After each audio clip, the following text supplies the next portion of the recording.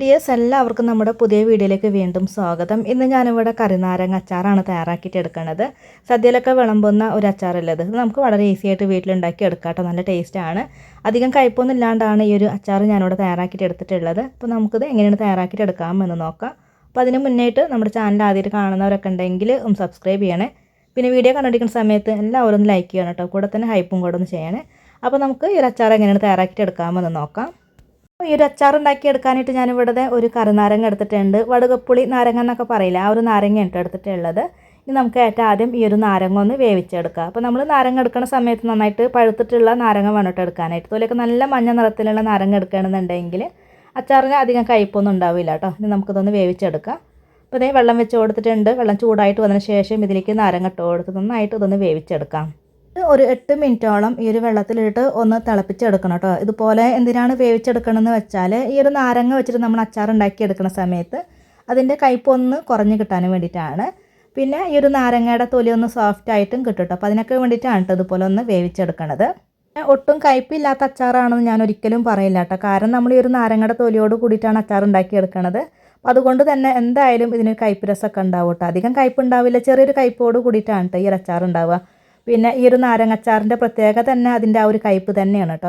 അപ്പോൾ ഇതേ ഞാനിവിടെ ഒരു 8 മിനിറ്റോളം ഇതൊന്ന് വേവിച്ചെടുത്തിട്ടുണ്ട്. ഇത് ഈ ഒരു വെള്ളത്തിൽ നിന്ന് എടുത്ത് മാറ്റിയതിന് ശേഷം ഒന്ന് ചൂടാറാനൊക്കെ ആയിട്ട് മാറ്റി വയ്ക്കാം. ഒരു ചീനച്ചട്ടി അടുപ്പത്ത് വെച്ച് കൊടുത്തതിന് ശേഷം ഇതിലേക്ക് ഞാൻ 3 ടേബിൾ സ്പൂൺ അളവിൽ വെളിച്ചെണ്ണ ഇട്ട് ഒഴിച്ച് കൊടുക്കുന്നത്. വെളിച്ചെണ്ണയിൽ ചെയ്യണതാണ് കേട്ടോ നല്ല ടേസ്റ്റ്. ഇതൊന്ന് ചൂടായിട്ട് വന്നതിന് ശേഷം ഇതിലോട്ട് 1/2 ടീസ്പൂൺ അളവിൽ കടുക് ചേർത്ത് കൊടുക്കാം. കടുകൊക്കെ ചേർത്ത് നല്ലോണം പൊട്ടി വന്നതിന് ശേഷം പിന്നെ ഇതിലേക്ക് ഞാൻ ഒരു കുടം വെളുത്തുള്ളിയാണ് കേട്ടോ ചേർക്കണത്. നീളത്തിലൊന്ന് കട്ട് ചെയ്തിട്ടാണ് ഇട്ട് കൊടുത്തിട്ടുള്ളത്.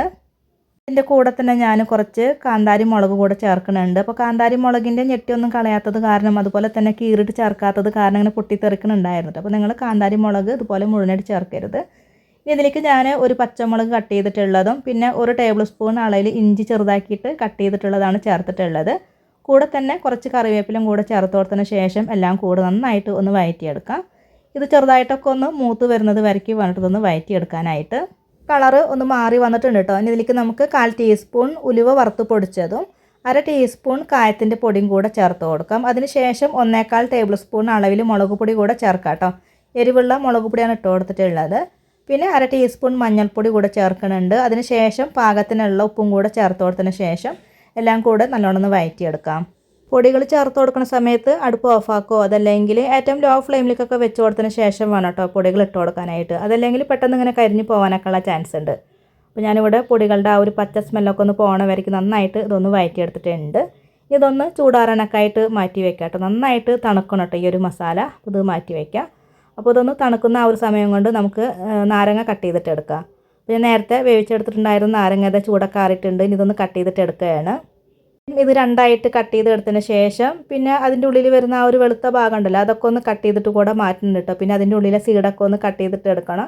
കുരുവൊക്കെ ഉണ്ടെങ്കിൽ പിന്നെ അച്ചാർ കഴിക്കുന്ന സമയത്ത് നമ്മളത് കടിച്ചിട്ടുണ്ടെങ്കിൽ നല്ല കയ്പ്പായിരിക്കും കേട്ടോ. അപ്പോൾ ഇതുപോലെ കട്ട് ചെയ്തിട്ട് ആ ഒരു വെള്ള ഭാഗമൊക്കെ ഒന്ന് കട്ട് ചെയ്ത് മാറ്റിയതിന് ശേഷം പിന്നെ നമുക്കിത് ചെറിയ പീസുകളാക്കിയിട്ട് എല്ലാം കൂടെ ഒന്ന് കട്ട് ചെയ്തിട്ട് എടുക്കാം.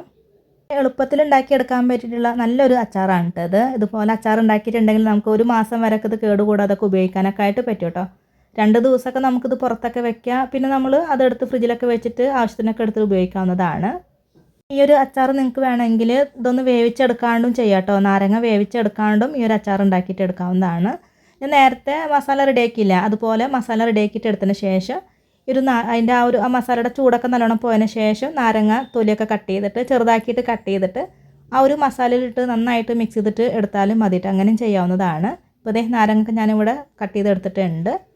നമ്മൾ നേരത്തെ റെഡിയാക്കി വെച്ചിട്ടുള്ള ആ ഒരു അച്ചാറിൻ്റെ മസാല ഉണ്ടല്ലോ, ഇത് നന്നായിട്ട് തണുത്ത് വന്നിട്ടുണ്ട് കേട്ടോ. നല്ലോണം ചൂടൊക്കെ ആറിന് ശേഷം വേണം കേട്ടോ ഈ ഒരു നാരങ്ങ ചേർക്കാനായിട്ട്. പിന്നെ നാരങ്ങയും ഒട്ടും ചൂടൊന്നും ഉണ്ടാവുകയൊന്നും ചെയ്യരുത്. ഇത് നമ്മളിത് അടുപ്പത്തൊന്നും വെച്ചിട്ടൊന്നും മിക്സ് ചെയ്ത് എടുക്കണമെന്നില്ല കേട്ടോ. വെറുതെ ഇതുപോലെ എല്ലാം കൂടെ ഇട്ട് കൊടുത്തിട്ട് നന്നായിട്ട് ഒന്ന് മിക്സ് ചെയ്തിട്ട് എടുക്കുകയാണ് ചെയ്യണത്. ഈ ഒരു അച്ചാർ നമ്മൾ വിനാഗിരി ഒന്നും ചേർത്ത് കൊടുക്കുകയൊന്നും ചെയ്യില്ല കേട്ടോ. ഇത് ഉണ്ടാക്കി ഉടനെ തന്നെ കഴിക്കാൻ പറ്റിയിട്ടുള്ളൊരു അച്ചാറാണ് കേട്ടോ. നന്നായിട്ട് മിക്സ് ചെയ്ത് എടുത്തിട്ടുണ്ട്. ഇനി ഇതിലേക്ക് നമുക്ക് ചേർത്ത് കൊടുക്കേണ്ടത് പച്ച വെളിച്ചെണ്ണയാണ് കേട്ടോ. ഏകദേശം ഒരു 2 ടേബിൾ സ്പൂൺ അളവിൽ വെളിച്ചെണ്ണ ഒഴിച്ച് കൊടുത്തിട്ടുണ്ട്. വെളിച്ചെണ്ണ ഒഴിച്ച് കൊടുക്കുമ്പോൾ നല്ലൊരു ടേസ്റ്റും അതുപോലെ തന്നെ നല്ലൊരു മണമാണ് കേട്ടോ ഉണ്ടാവുക. ഇതിൽ കുറച്ച് ഉപ്പ് കുറവുണ്ടായിരുന്നു, അപ്പോൾ ഒരല്പം ഉപ്പ് ചേർത്തിട്ടുണ്ട്. പിന്നെ ഇതിലത്തെ ആ ഒരു എരിവും പുളിയൊക്കെ ഒന്ന് ബാലൻസ് ചെയ്ത് കിട്ടാനായിട്ട് 1/2 ടീസ്പൂൺ പഞ്ചസാര ചേർക്കുന്നുണ്ട്. പഞ്ചസാരക്ക് പകരമായിട്ട് ശർക്കരപ്പൊടി ആണെങ്കിലും ചേർക്കാം കേട്ടോ, ശർക്കര ചേർത്ത് കൊടുത്താലും മതി. ഇത്രയേ ഉള്ളൂ കേട്ടോ. നന്നായിട്ട് എല്ലാം കൂടെ ഒന്ന് മിക്സ് ചെയ്തെടുത്ത് കഴിഞ്ഞാൽ നമ്മുടെ വളരെ ടേസ്റ്റി ആയിട്ടുള്ള ഈ ഒരു നാരങ്ങക്കറി ഇവിടെ തയ്യാറായി കഴിഞ്ഞു. സദ്യയിലൊക്കെ ഒഴിച്ചു കൂടാനാവാത്ത ഒരു ഐറ്റമാണ് കേട്ടോ ഇത്. അപ്പോൾ ഉണ്ടാക്കി നോക്ക്, എന്നിട്ട് അഭിപ്രായങ്ങളൊക്കെ അറിയിക്കുക. അപ്പോൾ ഇന്നത്തെ വീഡിയോ എല്ലാവർക്കും ഇഷ്ടമായിട്ടുണ്ട് എന്ന് കരുതുന്നു. ഇതുവരെ വീഡിയോ കണ്ട് സപ്പോർട്ട് ചെയ്ത എല്ലാവർക്കും ഒരുപാട് നന്ദി. ആദ്യമായിട്ടാണ് നമ്മുടെ ചാനൽ കാണുന്നതെങ്കിൽ ഒന്ന് സബ്സ്ക്രൈബ് ചെയ്ത് സപ്പോർട്ട് ചെയ്യാം കേട്ടോ. പിന്നെ അടുത്ത നല്ലൊരു റെസിപ്പി വീഡിയോ ആയിട്ട് വീണ്ടും കാണാം.